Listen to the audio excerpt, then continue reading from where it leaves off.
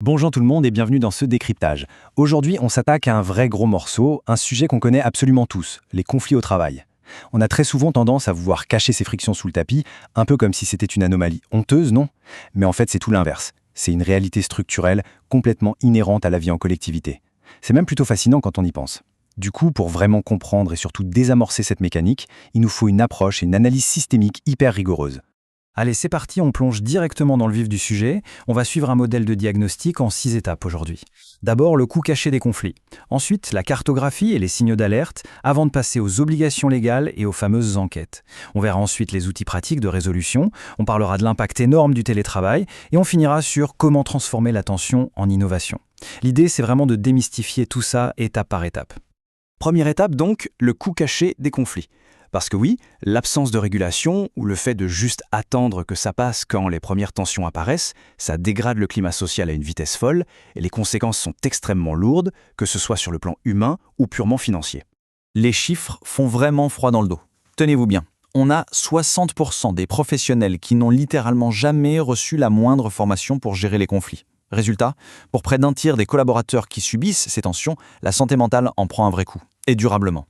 Mais le plus dingue, c'est qu'on a 16% des salariés qui finissent par se mettre en arrêt maladie uniquement pour s'extraire physiquement d'un environnement devenu beaucoup trop toxique. 16%! C'est énorme! Donc le point crucial ici, il est aussi économique. C'est quasi mathématique. Chaque euro investi pour prévenir activement ces risques psychosociaux et apaiser le climat social, ça génère une véritable économie qui va de 2,20 à 4,80 €. Autrement dit, c'est un retour sur investissement direct et massif pour les organisations, tout simplement parce qu'on limite l'absentéisme et la chute libre de la productivité. Ce qui nous amène à notre deuxième point, la cartographie et les signaux d'alerte. On entre un peu dans la phase de diagnostic clinique. Parce que pour intervenir avec efficacité, repérer le problème tôt et bien catégoriser sa nature, c'est absolument vital. Pour bien cartographier ces dynamiques, il y a une taxonomie assez claire. Ça va des simples débats techniques sur une tâche ou un processus jusqu'aux frictions purement relationnelles. Mais attention, s'il y a une chose primordiale à retenir, c'est que les conflits identitaires et les conflits de pouvoir sont de très loin les plus complexes et les plus destructeurs. Pourquoi ? Eh bien parce qu'ils s'attaquent carrément à l'estime de soi.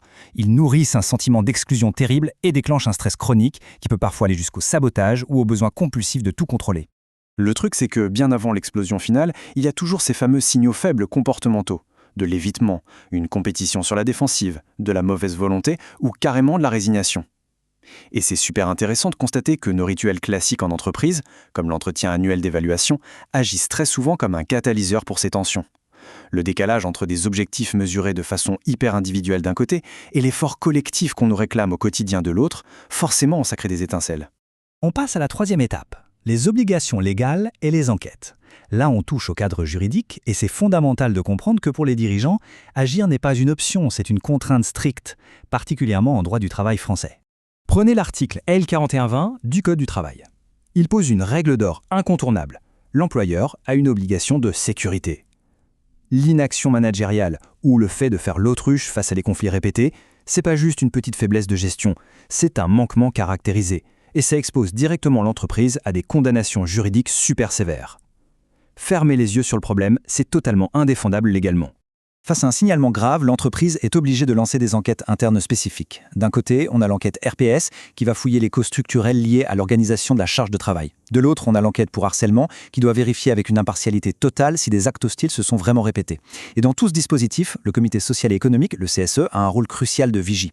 Il est impératif que cette instance navigue à travers ces problèmes en gardant une neutralité absolue. Quatrième étape de notre parcours, les outils pratiques de résolution. Maintenant qu'on a posé le diagnostic, l'idée c'est d'équiper concrètement les managers avec des cadres totalement conformes au droit pour désamorcer tout ça. Et ça illustre brillamment les différentes options qu'on a quand la discussion coince. On fait appel aux modes alternatifs de règlement des différends. Si on prend la médiation professionnelle par exemple, on fait venir un tiers, un facilitateur neutre, qui recrée un espace de discussion sécurisé. Bon, à savoir, ça coûte en général à l'employeur entre 1 600 et 2 000 € la journée. Ça peut paraître beaucoup sur le moment, mais c'est absolument dérisoire comparé au coût monstrueux d'un conflit qui finit par s'enliser devant un tribunal. Ensuite, pour gérer l'humain au quotidien, la méthode OSBD tirée de la communication non violente est juste fabuleuse. La phase la plus critique, c'est l'étape 2, le sentiment. Il faut impérativement utiliser le jeu, parce que balancer un tu accusateur genre « tu n'as toujours pas fini ça », ça déclenche instantanément la défensive et ça finit rarement par une belle collaboration dans l'open space. En utilisant « je », on assume son ressenti tout en gardant la porte grande ouverte au dialogue. De la même façon, la méthode DSC offre une structure redoutable pour le feedback managérial. On décrit des faits hyper précis, on exprime son ressenti purement professionnel et on cherche ensemble des solutions concrètes. Le tout, sans jamais rabaisser la personne en face.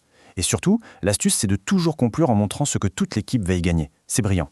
Évidemment, tout ça repose sur une politique RH structurée autour de 3 niveaux. La prévention primaire pour traiter les causes à la racine, la secondaire pour équiper et former les équipes, et enfin la tertiaire pour vraiment réparer les dégâts d'un conflit avéré. Et pour piloter tout ça, on a un besoin vital de tableaux de bord sociaux. L'idée, c'est de trouver le parfait équilibre entre les grandes données de l'entreprise et des indicateurs très spécifiques qui remontent de chaque service. 5e étape, et pas des moindres, l'impact du télétravail. L'arrivée en force du numérique et du management hybride a complètement rebattu les cartes des dynamiques conflictuelles. Alors, ce qui est vraiment super intéressant avec ces données, c'est de voir à quel point les conflits virtuels peuvent aller très vite et très loin. Rendez-vous compte, dans 33% des cas, un conflit à distance mène carrément à un licenciement. En fait, l'isolement derrière un écran amplifie tellement les choses que 39% des gens impliqués dans ce type de conflit songent sérieusement à démissionner pour en finir. Le piège absolu du distanciel, c'est cette dépendance excessive à l'écrit qui conduit presque inévitablement à de la surinterprétation ou à de l'agressivité passive. La solution ? Il faut une vraie rigueur. Exiger le passage immédiat à l'oral dès qu'une tension pointe, rendre la caméra obligatoire pour garder un minimum d'empathie humaine et surtout, structurer de façon hyper intentionnelle des vrais rituels de socialisation. On arrive à notre 6e et dernière étape, de l'attention à l'innovation. On va finir sur une perspective carrément inspirante. Parce que oui, un conflit bien géré avec une vraie stratégie, c'est en fait un énorme moteur de croissance. Le premier réflexe humain, c'est souvent de croiser les doigts et d'ignorer le problème. C'est le piège managérial ultime. L'alternative stratégique exige tout l'inverse. Il faut maintenir une vigilance hyperactive, garder une neutralité absolue sans jamais prendre parti sur le coup de l'émotion et mener une analyse systémique de l'organisation pour comprendre ce qui cloche. Et les plus grands groupes l'ont très bien compris. Des entreprises comme Bouygues Construction, L'Oréal ou la SNCF investissent des fortunes pour former leurs équipes à la culture du feedback bienveillant. L'objectif, c'est d'intercepter la moindre étincelle très tôt. En créant un cadre où la confrontation d'idées est sécurisée, on ne se détruit plus, on innove et on crée de la vraie valeur à partir de nos différences de point de vue. Ce qui nous amène à une réflexion finale vraiment cruciale. La prochaine fois qu'un désaccord éclatera dans l'équipe, comment va-t-on le prendre ?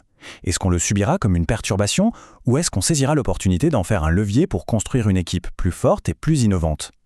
La réponse, elle dépend entièrement des outils et de la posture qu'on décide d'adopter dès aujourd'hui. Un grand merci d'avoir suivi cette analyse et à très vite.